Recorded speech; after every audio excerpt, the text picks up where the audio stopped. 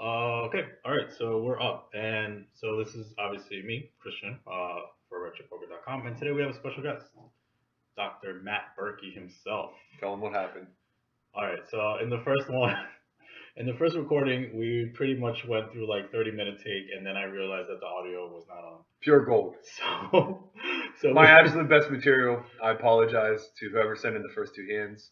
yeah, it was really good stuff, and it's just like, it's down the drain. So if you guys want, just blame me.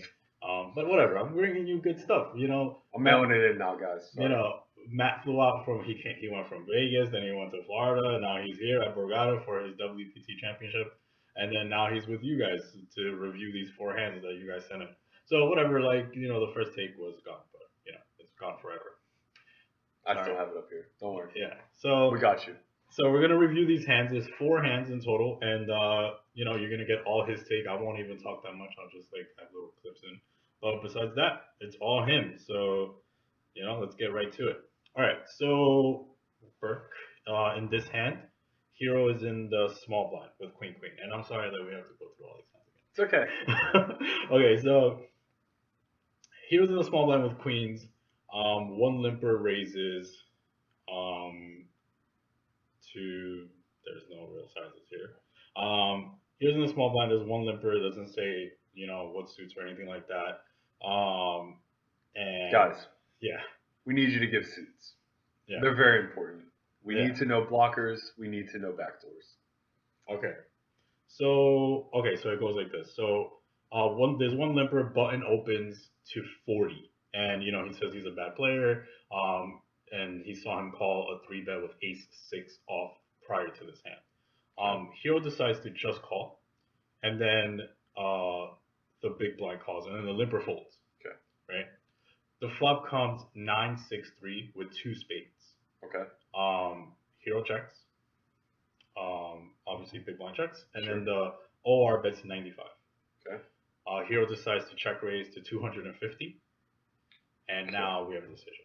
Obviously, there's some pre-flop decisions too. Right. Okay. So I'm not gonna get too critical on the pre-flop play. I don't know who the hero is or what his overall strategy is.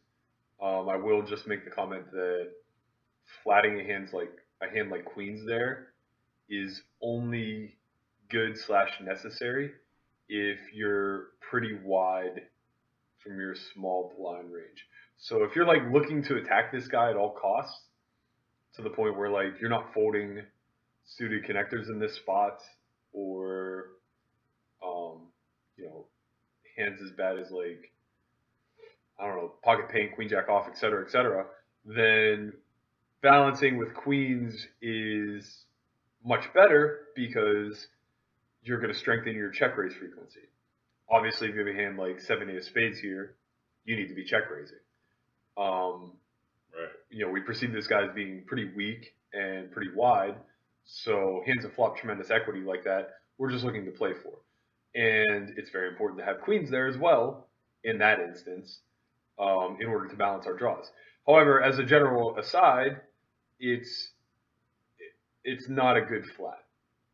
Balance with other hands. Balance with king queen suited, ace jack suited, whatever hands that are going to flop just as strong of a top pair type holding that you can still balance that check range with. Because the fact of the matter is, it doesn't really matter that you have queens. Right. It's not like this guy is just gonna all of a sudden stack off with tens post, where if you had three bet him, he would have been super leery. Right. The likelihood is that Still get if the money. he's going to be more timid to stack off on 9-6-3 than he would be pre.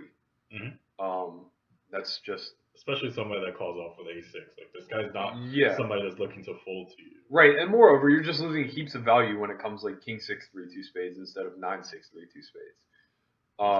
So that's just my general comment about pre. But hey, it is what it is. I don't mind the flat if you have a purpose behind it. The bigger issue becomes the sizing. We're giving him way too good of a price, and we're not really inducing in any way, shape, or form one pair to make a mistake. Correct. He's just going to utilize his position and card equity to his advantage by default. So regardless of how good, bad, or indifferent this guy is, he's Like, not going to really make tremendous mistakes against queens here when you lay him 4-1 or 3-1 on the pot. mhm. A better sizing given our current stacks. What did we I start the think hand with? Like 11? 1,000. Okay, so 1,000. I think something like 380 might be good, or something like that.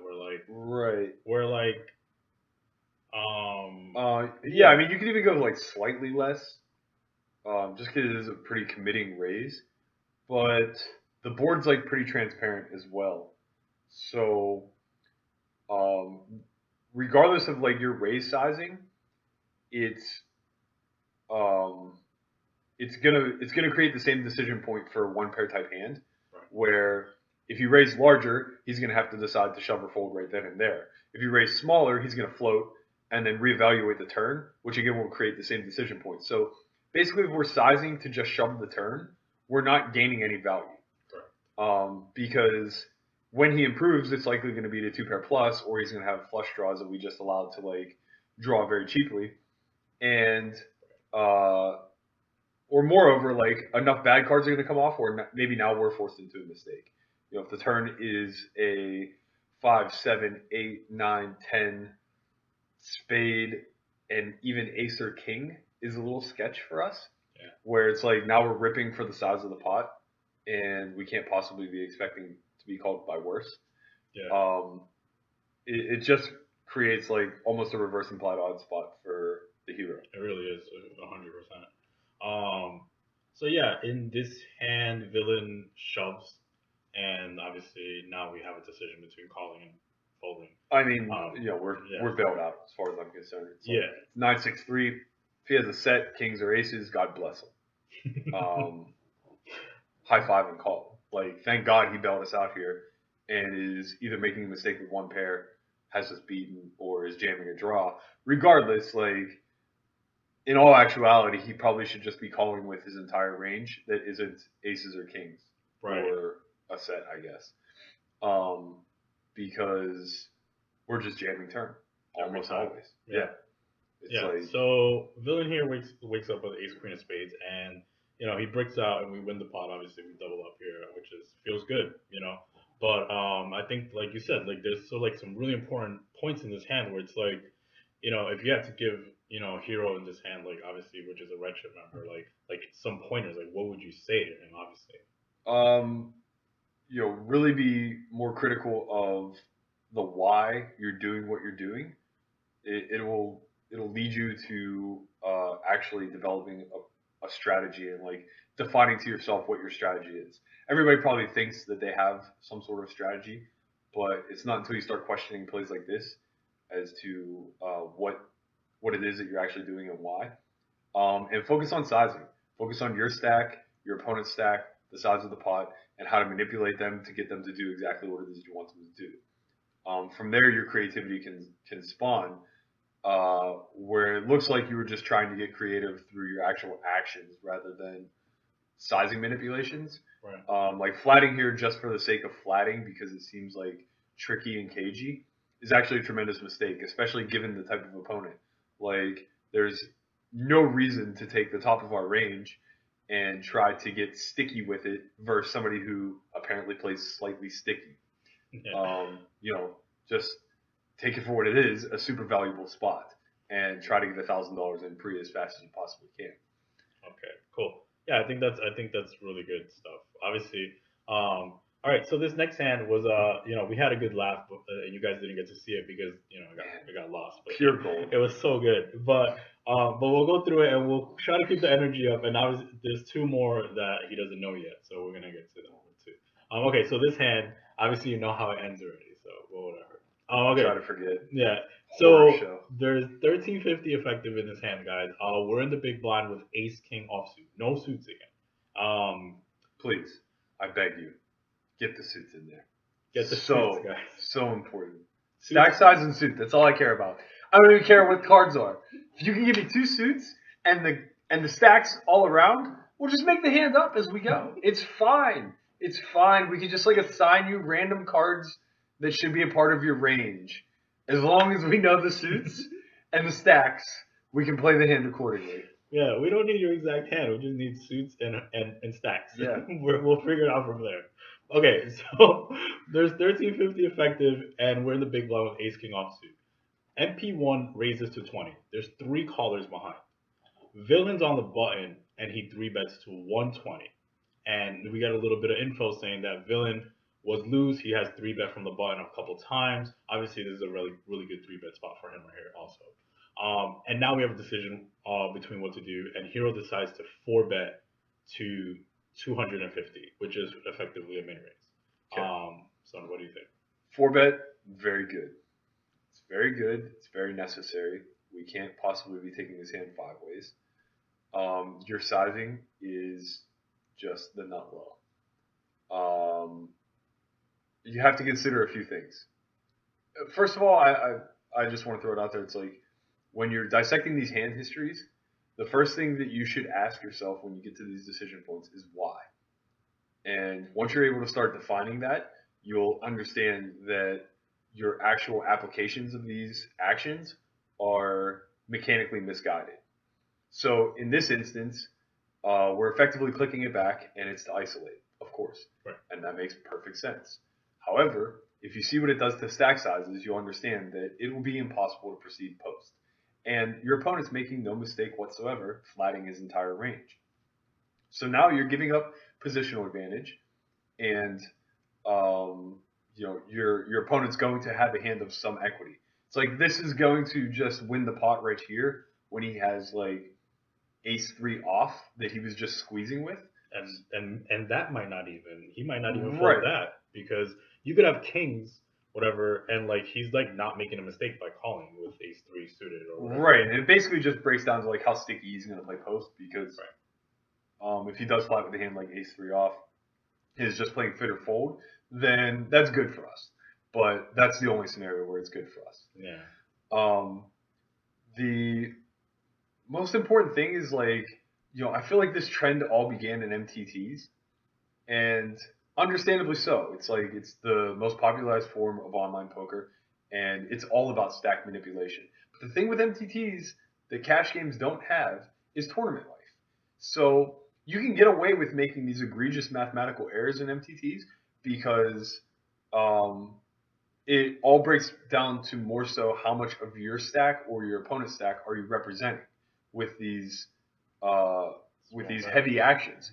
Because if you click it back for a cold four there in an MTT and it reps 35 to 40% of your opponent's stack, you're putting it to a real decision. It's very rarely a flat. It's almost always going to be push or fold spot. Right. But in cash, none of that matters. They can just reload, and even if you're cold fouring to 40% of their stack, they're still not that wrong in flatting. They're just getting too good of a price, and now the implieds are 100% there because how are you ever folding or getting away post? Moving back into the actual as played realm for this hand as is, we're just in a nightmare spot post. We're going to be looking at a pot of roughly $600 and effective stacks of 1.1. 1,100. Yeah. Right. So we're looking at just under two SPR, and being out of position, that's a disaster. Our hand is super strong, and we should be looking to take all post flop play out of it because the bulk of our equity is pre, and moreover, we aren't going to be able to outplay anyone post. We're not deep enough, but as played, we're too deep to just rip. Exactly. And that's going to lead to like potential mistakes. And moreover, think of it from the converse. How often are you doing this as a bluff? The answer is never. So if your action itself is damn near never a bluff, then why wouldn't you just maximize the strength of your hand? It doesn't matter if you increase your fold equity. You also increase your opponent's mistake propensity. And that's the number one goal here. It's not to just figure out a way to manipulate $1,300 in the middle. Of course, that's very important. But it's also figuring out a way to move forward in the simplest manner possible. And yeah, you can make an argument that sometimes you're merged here and you're doing it with like king queen suited or queen jack suited, hands like that. And honestly, I think that's completely fine. but I think it's so rare that you should just do that with those hands. Yeah. Play exploitively. It's live. They're not going to see it enough. You're never going to table the hands often enough. It's not going to matter. So just play the top of your range, like the top of your range, and then whenever you actually get dealt the hands to merge with, decide if you want to fold or merge and move on accordingly. But most importantly, don't get away from the fundamentals, which is just playing your 4-bet range accordingly in this spot. Yeah. So this hand obviously is pretty interesting, right? So To say the least. villain calls. Obviously, correctly, he's making the right play. The flop comes 9-6-4 rainbow, and hero bets 350. Okay. And then villain raises to 700. Okay. All right. So I think the 350 is a great example as to why we can't play the hand this way. We're betting, over a quarter of our stack and over half pot in a spot where we're basically just victimized by our opponent's decision tree. It's like he can profitably bluff shove, he can profitably float, he can profitably value shove, and it pretty much just cages us in all fronts. It's like the best case scenario is that he floats, and even in that scenario, it's like we could be dead to 3. Yeah. Because he can easily have ace 9, king 9 suited, like whatever. We just gave him a price to have all of these hands. Yeah. We could probably be dead as well. It's like he's not just going to rip through a set. The board's so dry. Yeah. Moreover, we end up in like this stupid spot where like we never have the best of it.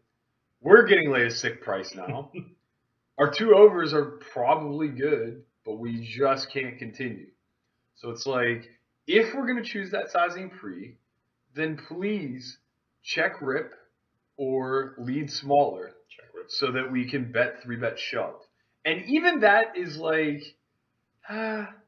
not probably getting through with any fold equity all that often, but we still have ace king, so let's just stick in $1,000 kind of thing. It's like, I'd be lying if I said I've never done it. I'd also be lying to you if I told you it was like a crazy profitable play in my career. It's like, I've gotten stubborn with ace king quite often on a 9-6-3 board in a 4-bet pot. And you know what I was shown? A pair. Pretty much every single time. 10. And sometimes I hit an ace or a king. And I thought to myself, good, you deserved it, buddy. We should have just got it in pre. And I find myself actually saying that from time to time. And then there's other times where we just run it twice. And I missed the first one and I hit an ace or a king on the second one. I go, hey, we should have just got it in pre. But the real takeaway is I played the hand like a damn asshole. Yes. And I got very fortunate to find the ace or king and that they were good. And let me tell you something else. I've been shown top set of 9s in that spot. And it didn't matter that I hit the ace or the king. I lost a $2,600 pot.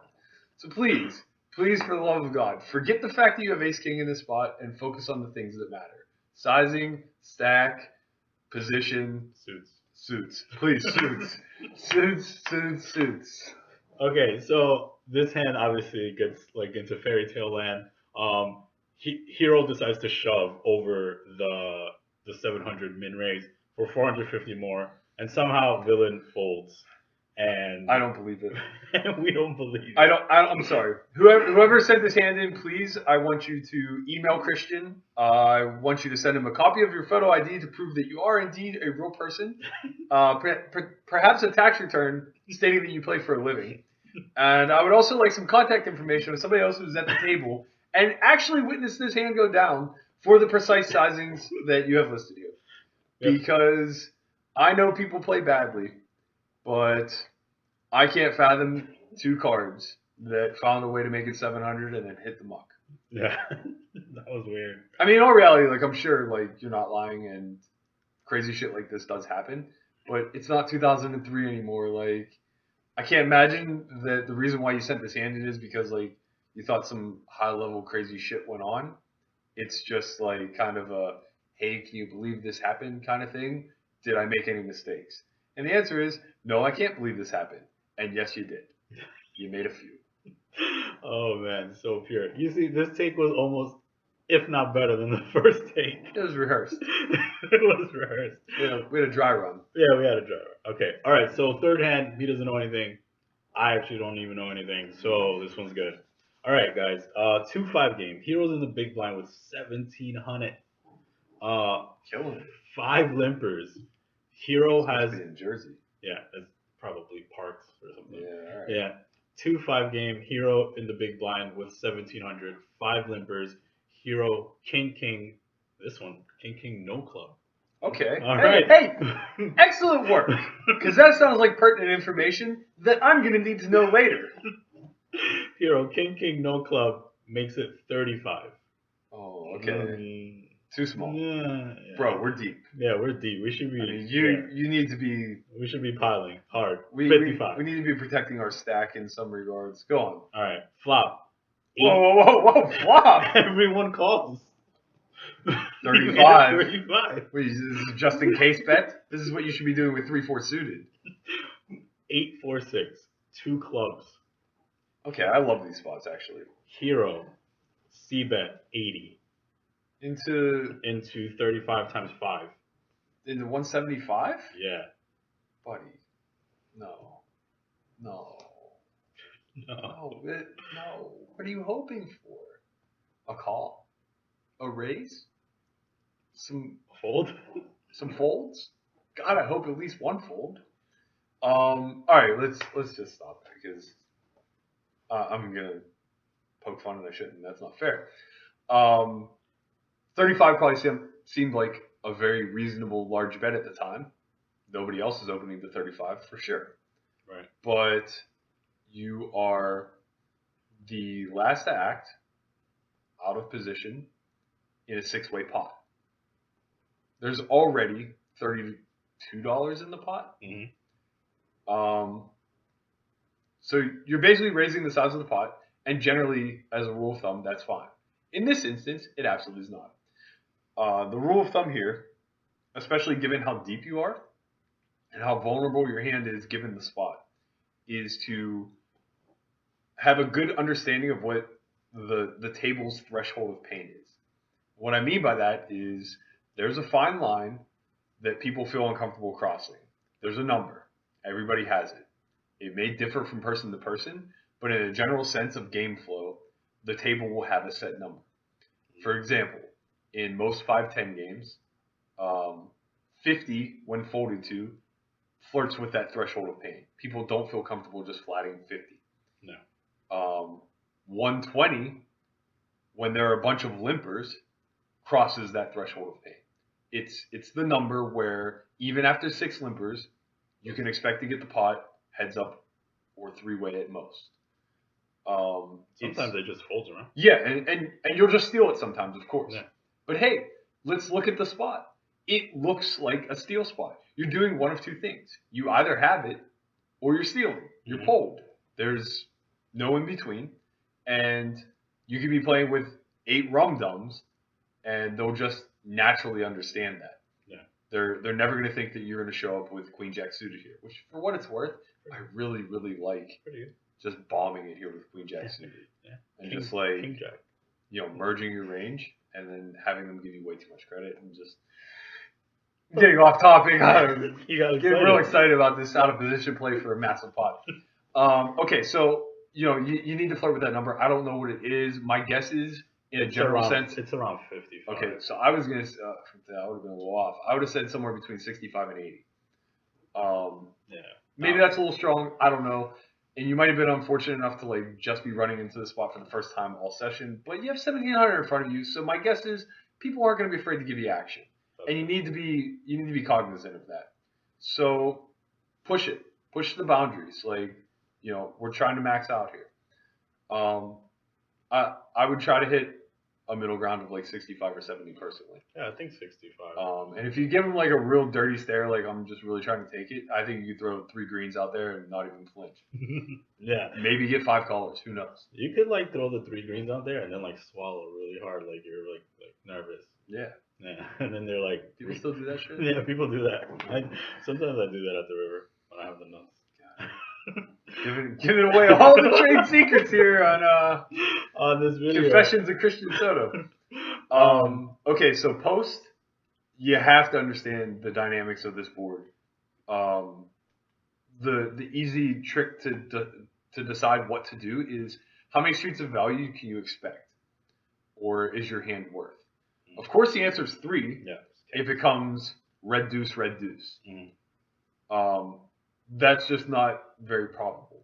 Right. So when beginning to understand like how runouts are going to work, they're just going to be very unfavorable for us. Yeah. Much like our position right now. So I think this is like a fantastic spot to not beat your head against the wall and just check. And understand that if it ever checks through, your hand may have gone down from 2 streets of value to 0. Because there are just going to be some like really bad turns where in a 6-way pot you can't win. Yep. There's going to be a club. There's going to be 7, 8-6-3, 8-6-4, 8-6-4. Okay, yeah. So a 7, a 5 is going to is pretty sketchy, a 9 and is dirty. a 6 is actually pretty dirty because people will be 6 very is dirty. happy to check back middle pair, but not necessarily top. Yeah. An ace is also pretty bad. Yeah, of course. Come ace on the turn, you're stoned Just dead. for sure.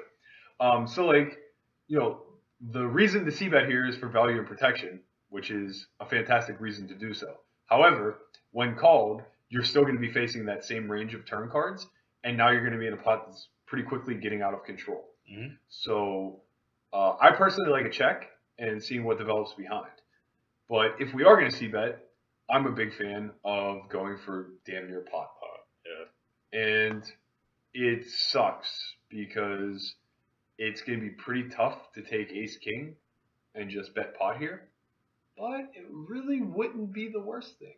If you're going to bet ace-king, it should be for pot. If you're going to bet jack-10, it should probably be for pot. Jack-10, you could probably make an argument for it to being slightly less just because of backdoor equity. But fuck them. You love it. I mean, you have $1,700 in front of you. You should be making them make big decisions. And if they plan on calling or raising over the top of a bet like that, it's pretty easy for you to dump your hand. Yep. Obviously, that's not what you're looking to do, but you are looking to simplify while maximizing. And bets like that will help allow that. And also, like now, when you do get that clean deuce on the turn, you're pretty much just setting whoever came along all in on the turn. For stacks, yeah. Right, yeah. So it's like now you get to play the hand for stacks, which gets to maximize your value, where it was maybe a hand worthy of 1 or 2 streets, now just became worthy of playing for stacks. Exactly. Okay, so like we said, hero bets 80, and obviously that's a mistake. He has 3 callers, which is what's gonna happen. One less than I expected. Turn is a jack offsuit. Okay, not the worst. Not the worst. Hero bets 200, which again is like. Now we're just like trying to get somebody to shove on us and then fold. Yeah. I can't fathom why we would want to do that. Yeah, it's pretty. Yeah, we're not searching for the fold button at any point at this point. We found a red jack. I mean, yeah, that's akin to a red deuce at this point. Yeah, red jack is really good. Yeah. I mean, range wise, it's like it smashes a lot of backdoors, which is great, and gives some people top pairs that were like just straight floating. Yeah. But like, what are we worried about? Jack 8 here, really? Yeah, like, especially if it's an offsuit jack and the 8's the 8's the club. The 8 is a club. Mm-hmm. It's like there's just only 2 combos. Yeah, really no combos with Jack 8 left. I guess like jacks could be out there, but hey, I doubt it. Maybe it's a limp pot. Yeah. I mean, it started as a limp pot. Right. And then nobody 3-bet, so it's like jacks are. Yeah, people do crazy shit at 2-5. I mean, I heard somebody clicking it back to 700 and then folding for 450 more. Oh yeah, that happens. Okay, so all right, so hero bets 200. I think that's obviously a huge mistake. The pot's like $1 million, and like we're betting 200. What is the pot actually? It's 255 plus pre, which is 175, correct? Right. So we're betting Well, under half pot. yeah. Yeah, like that's just completely egregious unless everybody's only $400 deep. But And even even then, then, yeah, even then, yeah. there's too many bad No, rivers yeah, that are you're gonna right. kill your action. You're right. Like, It's terrible. yeah, it's just bad. If you didn't bet the pot on the flop, you have a chance to redeem yourself, and now bet the pot. And we didn't follow through there. My assumption is that you're going to get a minimum of 2 callers. Okay, one caller. Again, Pretty one fewer than I thought. pretty bad caller in general. He says, would That expect sounds him like rationalization to me. right. Go on. Pretty bad caller in general. I would expect him to raise a strong hand here, if not on flop. Okay, so we're assuming he doesn't have 2-pair plus. Let's examine his range real quick, like infinite. Yeah, he could have anything. It's true. He's not making any like if he has any equity hands, he's never made a mistake. No, of course not. And he 100% has an equity hand. It's Yeah. impossible for him not to. I mean, what could he ever show up with here? 4 deuce? Yeah, it's Or obviously sorry, gonna be 3 like deuce? yeah, 5 it's gonna be deuce? like 7-6, 8-7. Right, even 5-3 is not a mistake. No, He's it's getting not. away with a massive price. And he can probably rep clubs if he's even on that level, which maybe he's not. But the fact that we're noting that he doesn't really have a strong hand is pretty meaningless because when we talk about safe rivers versus bad rivers, let's just weigh the two. Bad rivers, any club, any 8, any jack, Any 7, any 5, any 7, any 5, any possibly ace, queen, maybe. possibly a non-club queen, but I think we're just 10 going to is have to actually shove. 10's bad. Yeah, so that's a bottle. That's fine. And to be quite honest, a 3 or a deuce is even bad because 3-5 and 5-7 are certainly never giving up this Oh well, pot. 5-7 flopped it. 8-4-6. Oh, 8-4-6. sure. Yeah, Okay. My apologies. no problem. But yeah, I mean, really, any 5x, 7x Yeah, type hands that's exactly what it is. just aren't going anywhere. Correct. So we're basically looking for a non-club No. ace, king, queen, I guess. Or like 4. Like 8-6-4 jack. Yeah, because 4. we assume like, well, Right. I mean, 4-5's in there some of the time, so is jack 10 some of the time, or sorry, 9-10 some of the time. So like we can just pretty much discredit those. So yeah, I guess like 4, king, queen, and Ace. maybe an ace. Yeah. I mean, is ace 8 mucking turn? I don't think so. But Maybe. but I mean, Ace okay. 8 with the ace of clubs? I don't know. River comes a 7. Of course it does, because there's just it has to be an interesting card. Yeah. Okay, so now it's a 1-liner to a 5. Right. 8 and 9-10 gets there if it's Right. stuck Yeah. around. Well, I mean 9-10 clubs. Well, 9-10 could actually get there at any point because it's 8-4-6, so you can Yeah, draw sure, into the 7, Of course. and then turn the open-ended, calls again, and now the river is a 7. And to be quite honest, 9-10's a really good hand to be floating with in a multi-way pot there because you're just going to have a lot of 5x's, which are now going to be drawing dead to you, or not dead to you, But you have huge implied odds against. yeah, of course. Right. So river's a 7. Hero bets 300. All right, so I know we kind of got lost in this whole mix. I know we're 1,700 deep, but did all 4 people cover? No, but I'm assuming that I mean, like this is pretty deep. Like we're 1,700 deep. He didn't mention stack sizes on this Okay. hand, but if he's betting 300, I'm assuming, and he didn't say it was all in, so I'm assuming that the other person has 1,700. Okay, let's operate under that premise. Yeah. I hate to pile on, but like, Dude, pile on because like look, bro, you nobody didn't play a takes single street right. I'm sorry. Like- you need to just be in check fold mode here. I understand we're heavily committed here. We have kings. It is what it is. You just need to check. Pray to God that he has 8-9 and checks back. Yeah. I mean, clubs missed. You have that going for you, I guess. But like, Yeah, it's just really hard you're to win. caged. Yeah, it's I hard mean, to like win. you caught a turn that was like the best. It was the cleanest turn you could ask for that made the hand as difficult as possible. So it's a super clean turn. It completes absolutely nothing. It's literally one of the few bricks in the deck. However, it also opens up a handful more draws.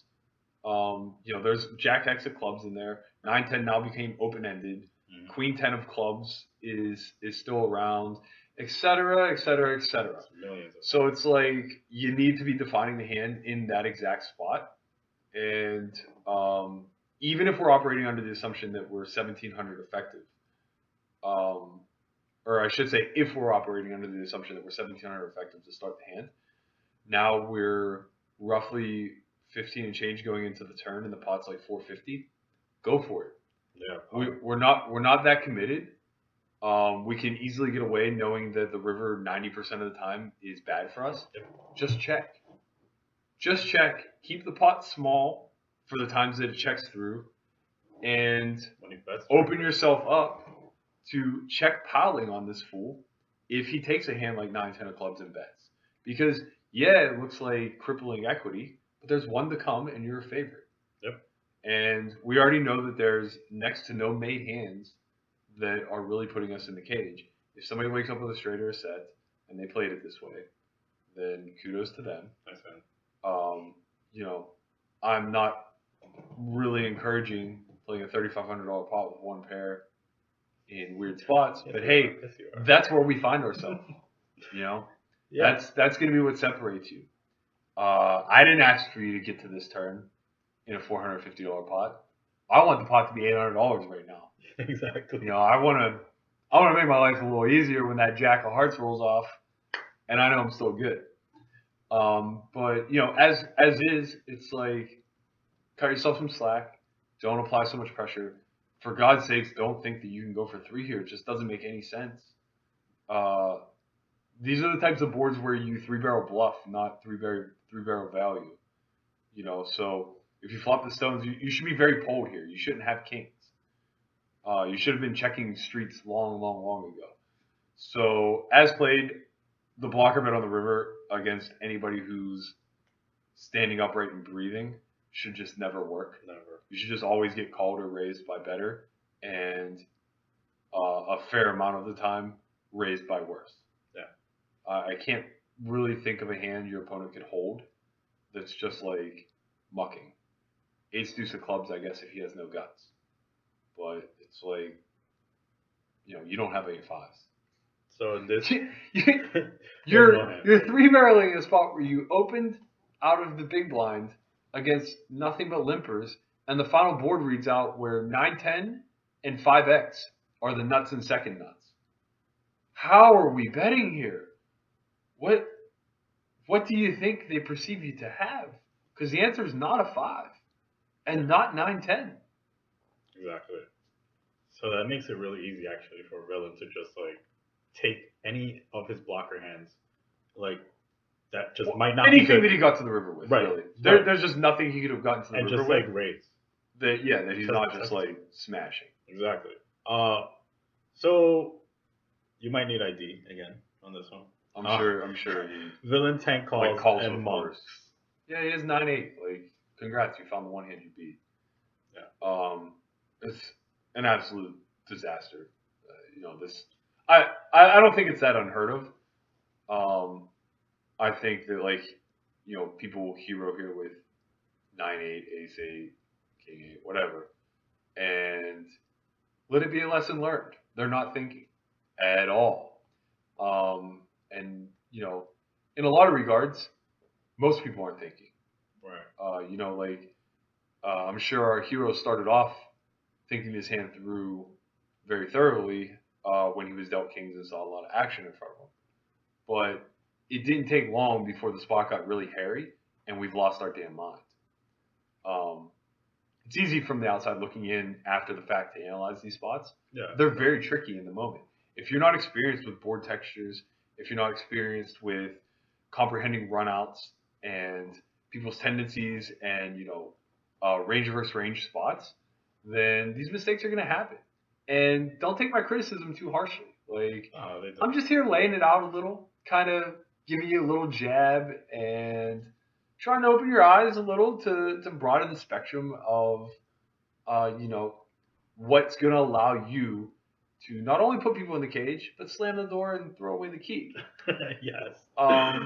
More importantly, to keep yourself out of the cage. Very, very important to be the zookeeper and not the zookeeper in the cage. Very important, kids. So good. So good. Nah, I definitely don't think any of these guys take criticism harshly. A lot of these guys are like in the forum. Well, I mean, if they do, fuck them. But exactly. you know what I'm trying to say is that I get people make mistakes. We all do it. I do it on a daily basis. You just find yourself on the river, wondering how you got here, and bemoaning the fact that you could ever see a run out of this sorts. Yeah, it's like I got kinged, Yeah. and this run out. has This to is come what out. had to happen.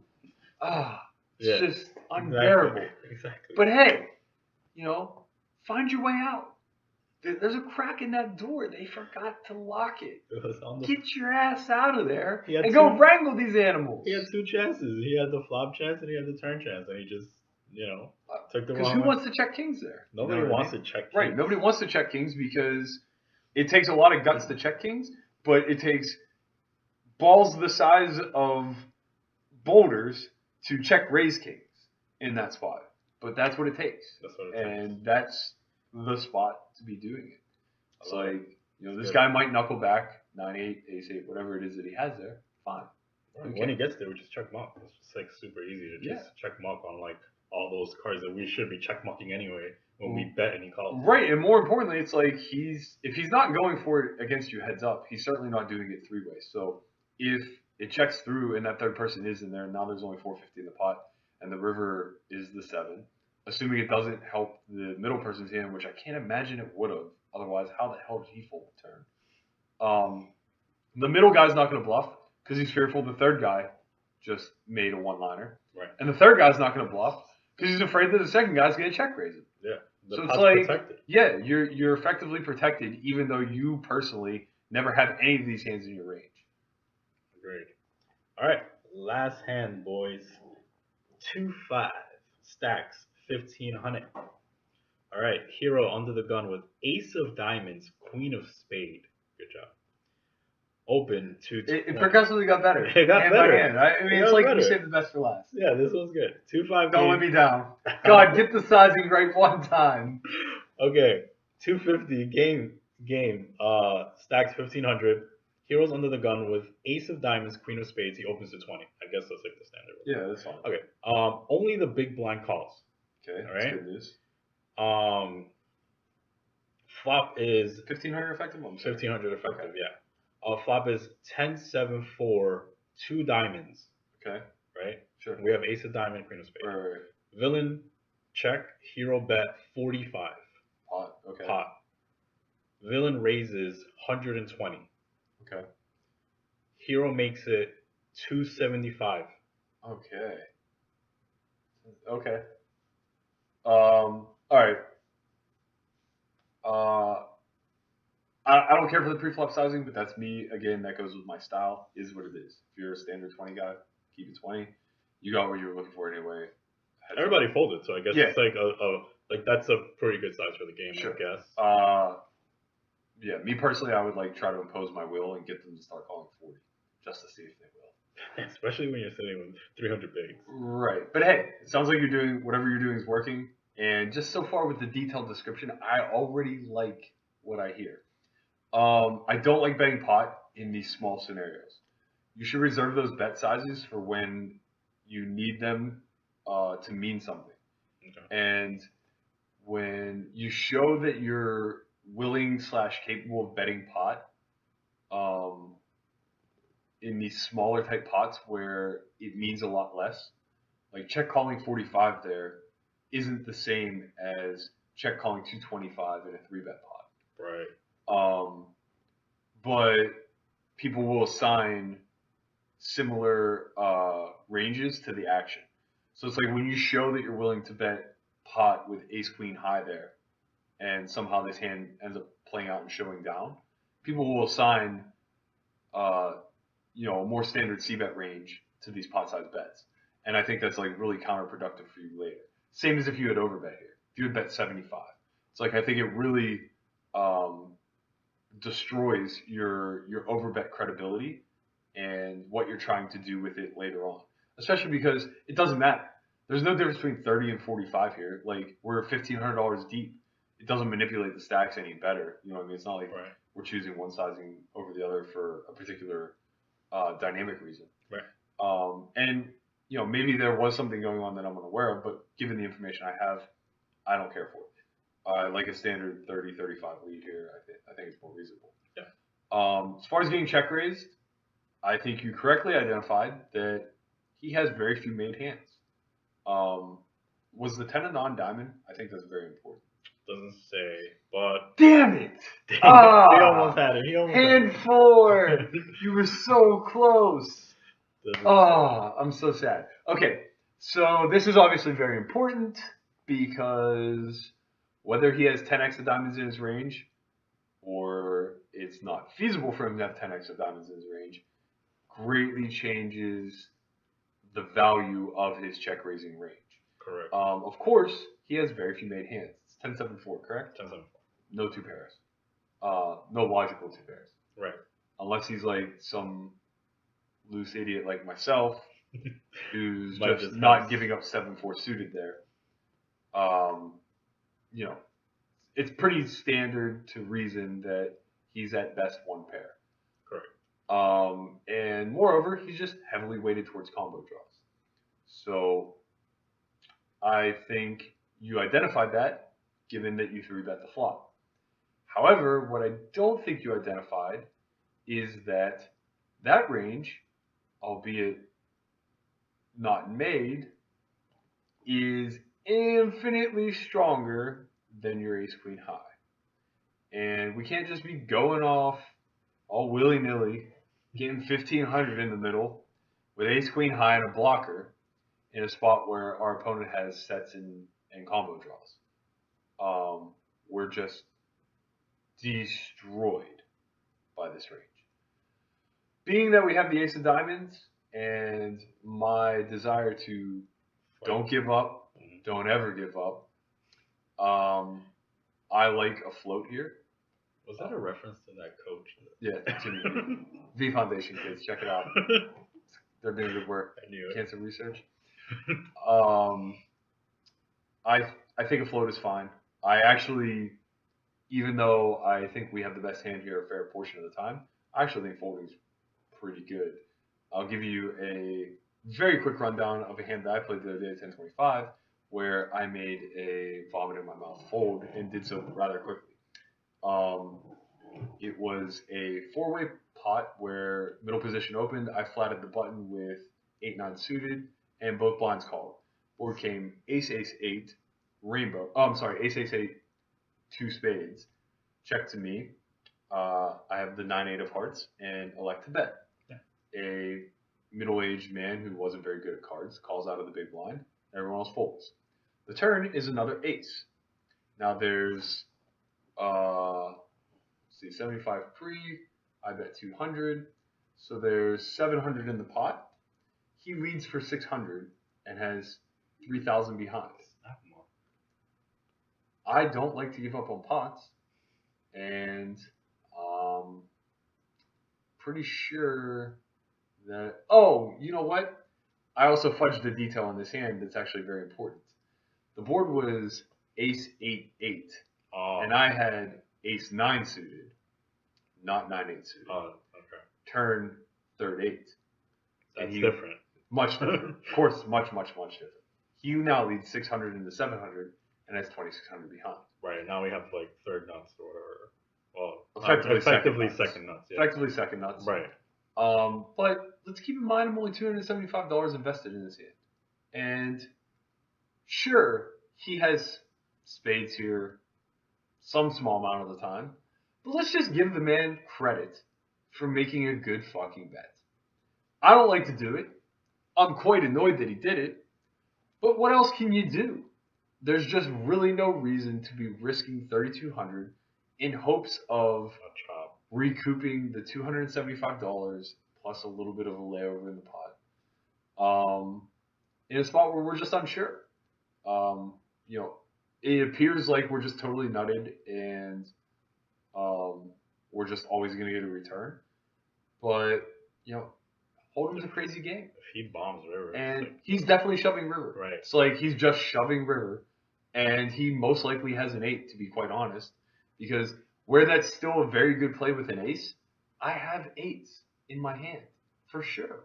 So it's like with an ace, it's a good play, but it's almost a bad play for the same reason why I have to fold. Because when he bets and I call, now he really can't shove river, Right, but he will. should. Yeah, but But it's like yeah, he's trying to blow you off the chop the small percent of the time, but he has to risk everything and then not knowing, and then lose it all the times that you do. every have time an I have eight. an 8, right? Exactly.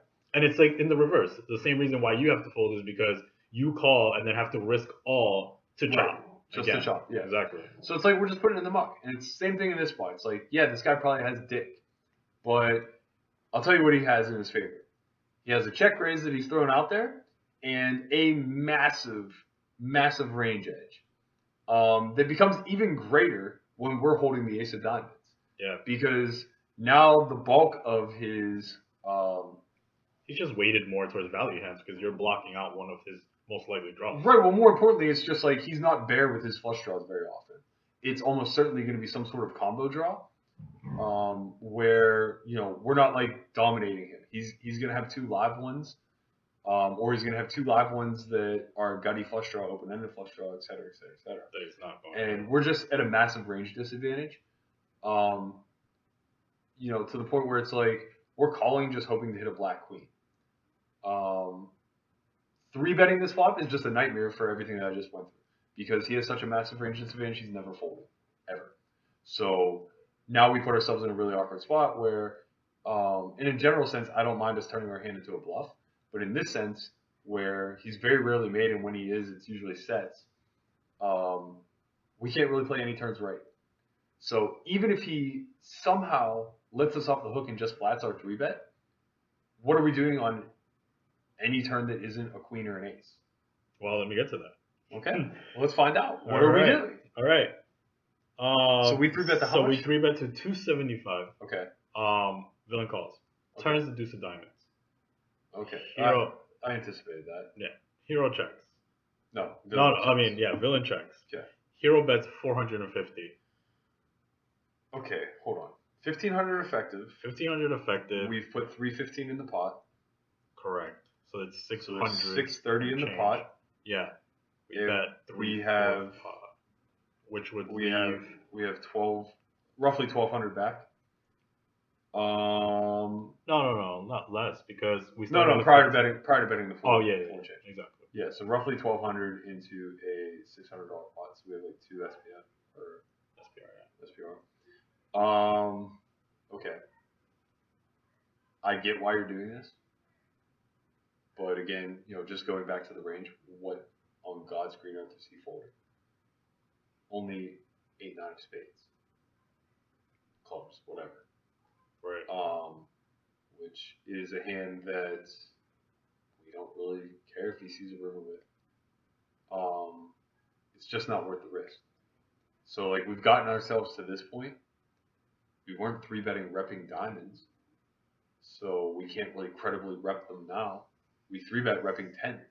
Yeah. Or overpairs. Or aces. Yeah. So it's like now we're trying to rep.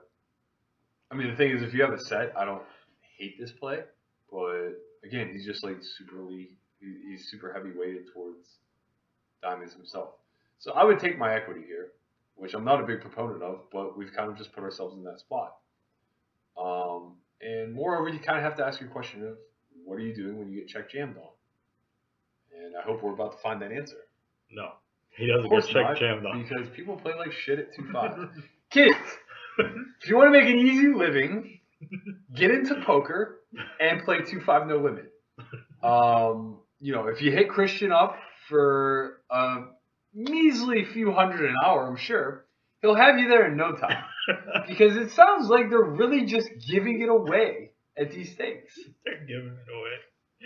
I mean, this is just like a free-for-all of the Salvation Army. Like, you may as well just have a guy in the 1 seat ringing a bell asking for donations. Oh my god, it's so good. Okay, so villain calls. God, I wish you would have clicked it back. River is the queen of hearts. Okay, we're getting into thin value. Interesting. Villain checks, hero checks. You're a pussy. Villain checks, hero checks. Villain tables AA. Aces? Aces. Oh man. I guess that makes sense though. Like, No, it doesn't. no, I mean like it makes sense that the guy had aces, which why he Let didn't. me tell you what doesn't make sense. Like he How like, we got to this river and ultimately concluded that now he has a flush and we should just check back. no, yeah, obviously. What I mean is like when you see the guy's hand, you're like, oh, now I see why he didn't fold or whatever. But we knew that he wasn't gonna fold anyway the whole time, pretty much. I mean, aces makes less sense to me than Jack 10 off. Agreed. Yeah, I agree with that. Uh, Jack 10 off with like the Jack of Diamonds or whatever. we just said the type of range that we're repping, and it's like we were including overpairs up to aces. He has the aces. What the fuck's he worried about? I apologize for the language, kids. Don't judge me. I'm very sorry. I forget that we're in a formal setting. It's not that formal. I mean, it's formal, but Yeah, they love us. We're making a video. I'm dropping f bombs. Split suits. Please edit that out later in the shop. This guy should. It may seem like detrimental here, but it's like if you're flatting the aces pre, he should be forgetting this flop for sure all day long. And it's like, oh yeah, Oof. Now he's just holding on for dear life, praying that like because he doesn't want to get this his deuce of 1500. diamonds. Like, No, he is doesn't. it bad? Well, the villain's eyes, he doesn't want to get 1500 in with one pair. We're right? trying to get 1500 in with ace queen high and backdoor. Exactly. I mean, like, but that guy doesn't know. Let's nut up one time. Please shove this queen. That's a good one. Yeah. Sure. It's sort of a merge. It's like a merge. Yeah, I was about to say that. It's like a merge. It's like whatever. Like we have a blocker to the ace of diamonds, so it's like all right. It's tough. I mean, a shove is very reasonable, right? Like yeah, in terms of like the pot's now 1600. No, 1400, and we have 800 back. Yeah. Shove this river. You can certainly get called by a stubborn 10, for sure. And hey, you can also certainly work a fold with black aces. I think black aces should fold. It's a very very weird spot, but it's like maybe not so much at the 2-5 level where there isn't all that much thinking going on, but the whole concept of like value bluffing is a real thing. And it's like I never put much stock into it because what a ridiculous term.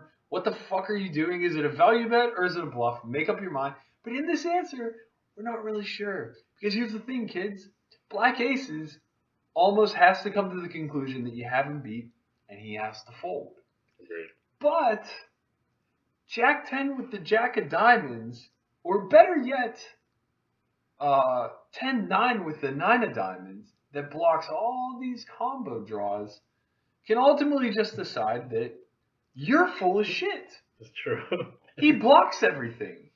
You probably turned a diamond draw equity with the deuce, and now all of a sudden you're just desperation shoving river with your king, jack, king of diamonds. Yeah. And he's just going to have no choice but to call off with the 10. And there you have it. Value bluffing. The secret.